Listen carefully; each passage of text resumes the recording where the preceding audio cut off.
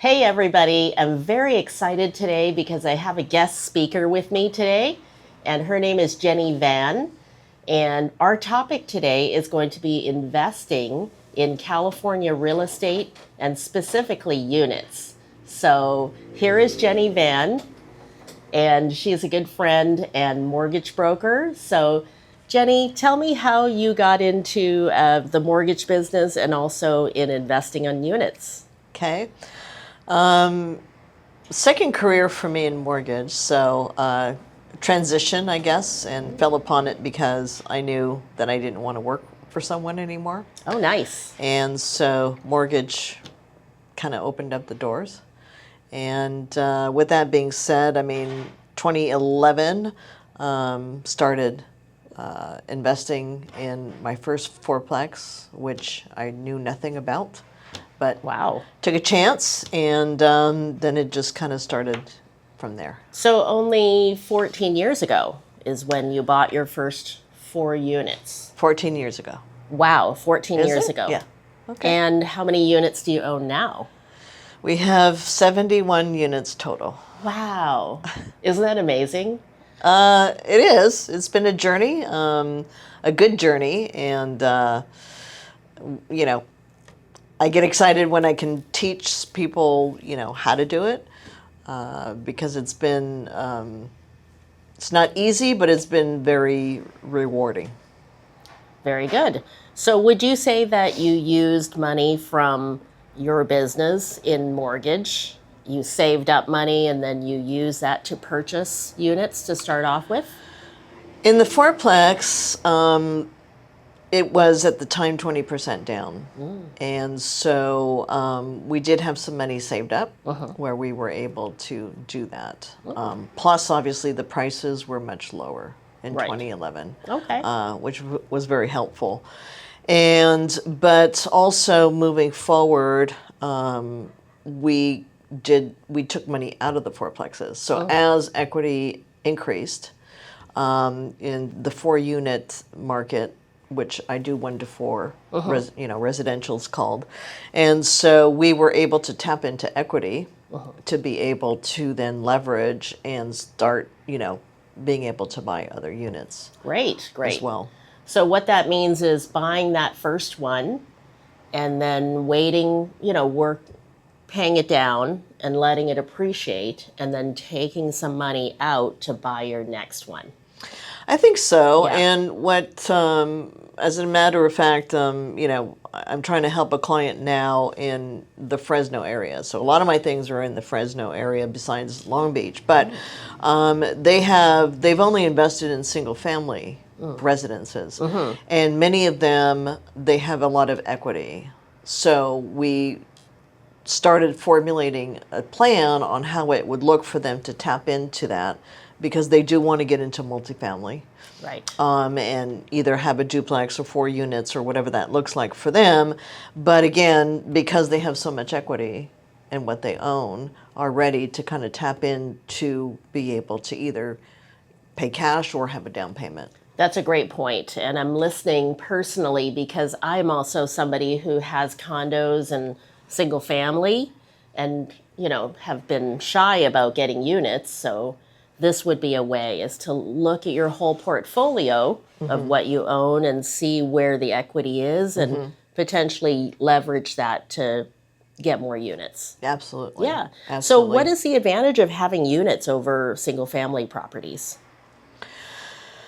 I tell everyone that's looking to get into investment that they have to kind of define for themselves what, first of all, it looks like for them, right? Because every investor has a different style.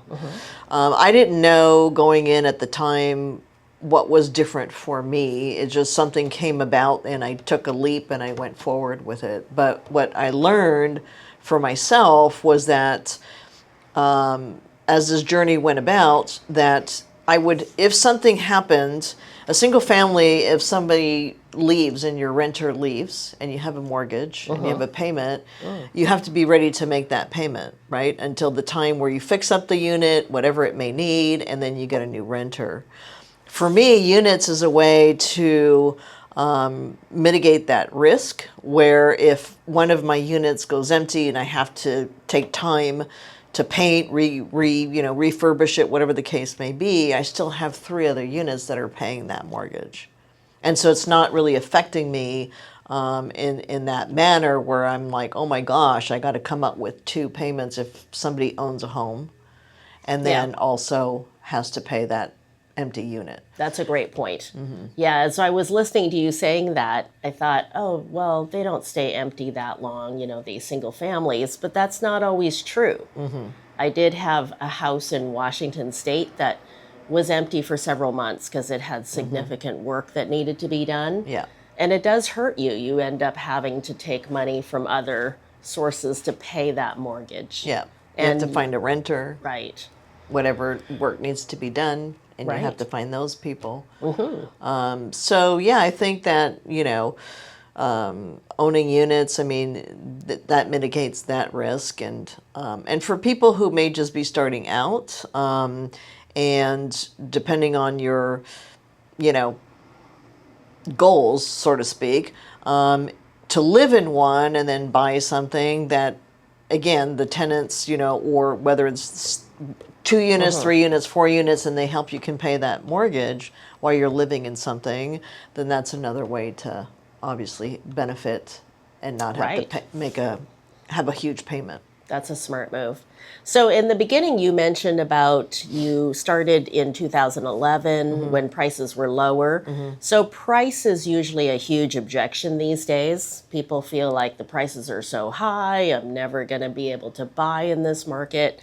But you didn't just buy in 2011. You bought in all different time periods. Correct. Right? So you're not being intimidated by the prices. Correct. How do you deal with the prices of today? I think for people who maybe want to live in a unit and rent the others out, that's kind of a hack in a way to have a low down payment. So that's one way. And what I would say to those people, obviously, is it's not a forever thing.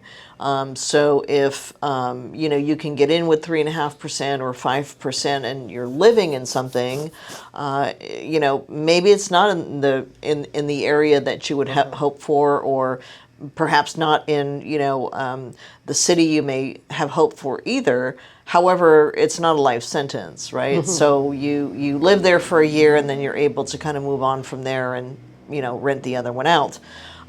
If you're purely, I guess, an investor and you don't want to live in any of the units, I would say you have to study your market. I mean, you have to study your market and maybe decide to, plant yourself in a different area outside of wherever you are. I mean, I live in Long Beach, but I don't buy my properties in Long Beach. Not saying that there's nothing wrong with it, but I still find value in, I started investing in 2015 in Fresno. And so that's become my second home. And so I know it now. I spend a lot of my time there, and I kind of know the market and what I'm looking for. And so that helps me not, I mean, if I see something that I feel is a good deal, then of course you look at numbers. But other than that, it doesn't bother me or scare me to move forward. Great.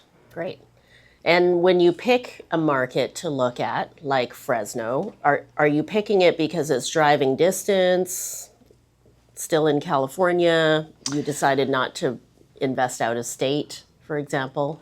Yeah, I guess I've learned a lot in this journey. And again, it comes down to the style of the person and what they're comfortable, their risk factor, all of that. But Fresno was a fluke. It was not somewhere I was looking, but things kind of were taking us that way at the time. And at the time, it was a great market. And I'm not saying it's still not, but at the time in 2015, it was a very great market where we saw huge opportunity. And so 3.5 hours, I mean, driving is a big factor. I tell everyone, and not everyone, wants to have the same investment style. Yep. But I do not believe in having an asset that you never go see or touch. Oh, okay. Right. Which is out of state, for Which example. is out of state. Yeah. So you want to be able to go there a few times a year at least. Correct. Yeah. And there are a lot more now, but Okay. Right. Now that you have more units there, you want to visit them more often. And I do think work. so. I think it's important. Yeah, I think it's important. Yeah. You know, we manage everything, and that's another style. You know, a lot of, you know, people, investors and so forth, don't want to be hands-on. But just because of our, you know, investment style, people, tenants, et cetera, it's just worked for us better. That's wonderful. So you mentioned you've learned a lot through this journey. Yeah. I'm sure you've learned hundreds of things, but can you think of 3 things that you've learned that you could pass on to other people about owning investment property, being a landlord? Yes. I think one is, as I mentioned just a little bit ago, never buy something that you're never going to go see.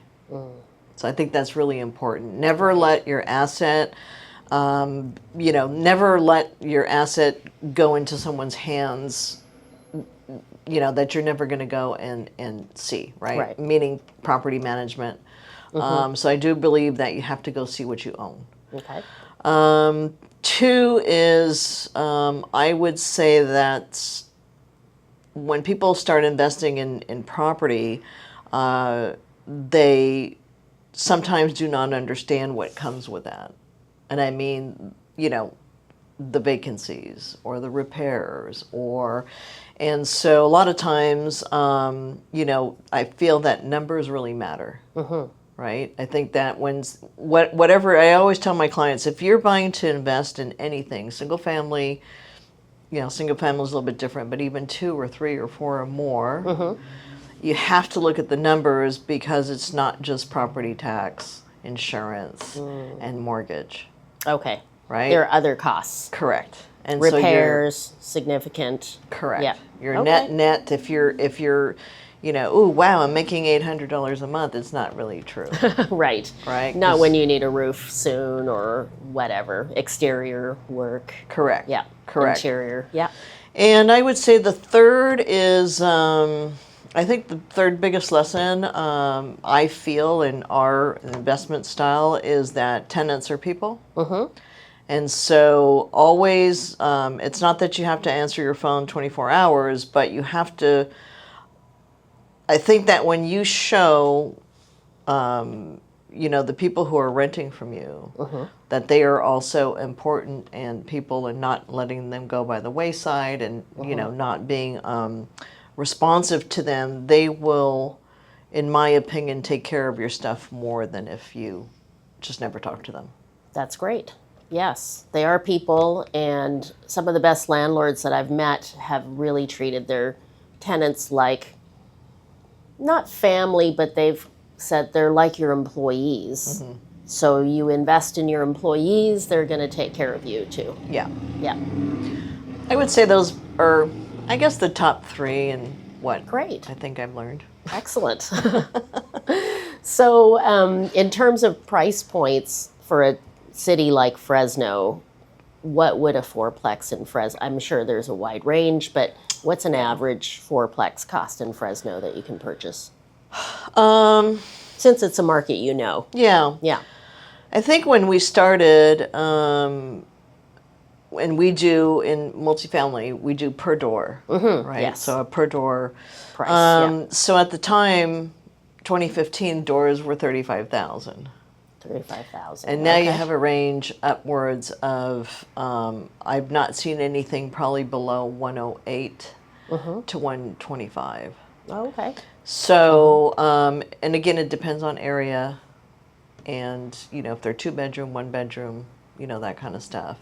But there is one in around the corner from where I am, and it did go into escrow. I don't know what it will close at, but I don't think it'll close at what they were asking. Okay. But that was about 700. But very well maintained property. So a bit higher per door price, but very well maintained. Very well maintained. I think one is like a 2-bedroom. But again, it's such a wide range over there. Yeah. That it just really depends. Okay. Sounds good. Yeah. And have rents gone up 3 times, like the prices?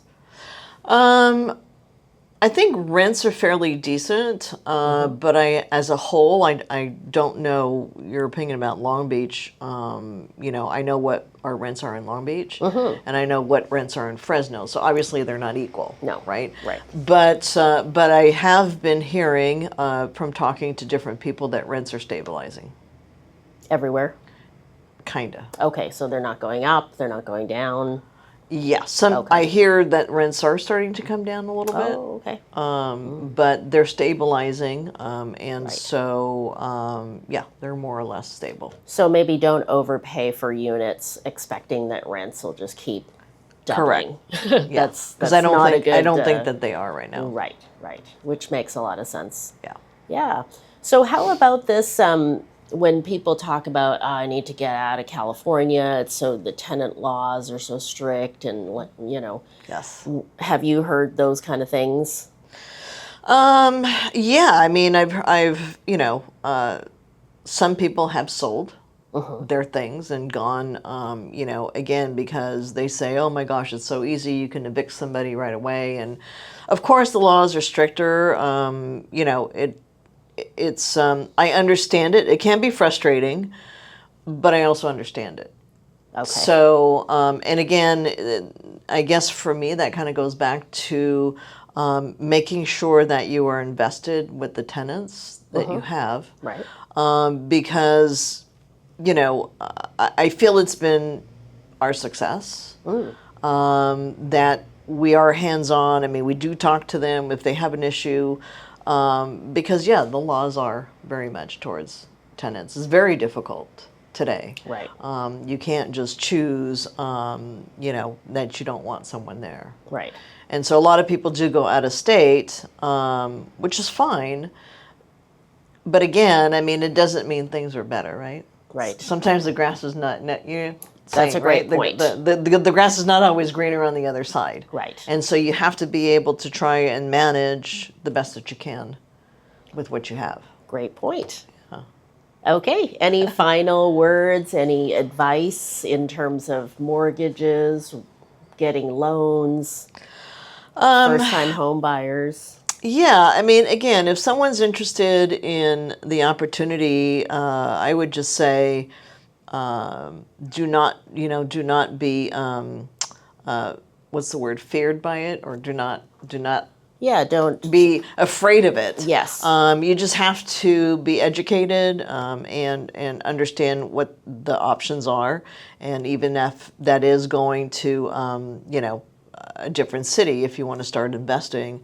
I mean, the easiest way to get in is if someone is living in something, because that's the lowest down payment, right? When you really think about someone like buying a duplex or 3 units, I mean, you really can get into owning units if you're going to live in one for at least 3.5% down. That's the easiest hack that there is. Doesn't it still need to debt service, though? Yes, yes. When you go to 3 and 4. Oh, okay, gotcha. Units, so there could be a little bit higher down payment. Right. So what I'm saying is, you need the rents to cover the mortgage and the property tax and all that good stuff. Yeah, to some extent. Okay. Yeah, and there might be some opportunities here in Southern California, so you might not have to move to Fresno. No. Right? So you possibly could get something, because there are a lot of people retiring and wanting to sell their units, or their kids don't want it and they want to sell them, or they want to do a 1031 exchange out to out-of-state properties or to a single family if they don't want to manage it after a certain age. Right. So there may be opportunities for triplexes and fourplexes for young buyers. Yeah. And as it is now, everything that when prices go up, then families that are renting sometimes for a single family or a condo will look outside of, Riverside, Ontario, and commute, right? So then if that's the case, and they're not, many families are doing that. And so if that's the case, then it's the same thing with buying units, Okay. right? I mean, Great. someone doesn't necessarily have to be in Long Beach, but they could, look in outside areas and Yeah. then live in one and still be able Excellent. to have, somebody, Yeah. one or two people pay the mortgage while they're living there. Yeah. So I believe that Jenny has a very disciplined approach, and that's how she got from no investment properties to 4 units to now 71 units, which is amazing in just 14 years. But it's through methodical, disciplined approach, being great to tenants, being a human to tenants, taking care of the properties, upgrading them when needed, and just being very judicious about the numerical analysis, the financial analysis. Yes, I think Great. so. Thank you so much, Jenny, You're for welcome. being on my YouTube. You're welcome. And we will talk to you very soon. Okay, sounds Okay. good. Perfect.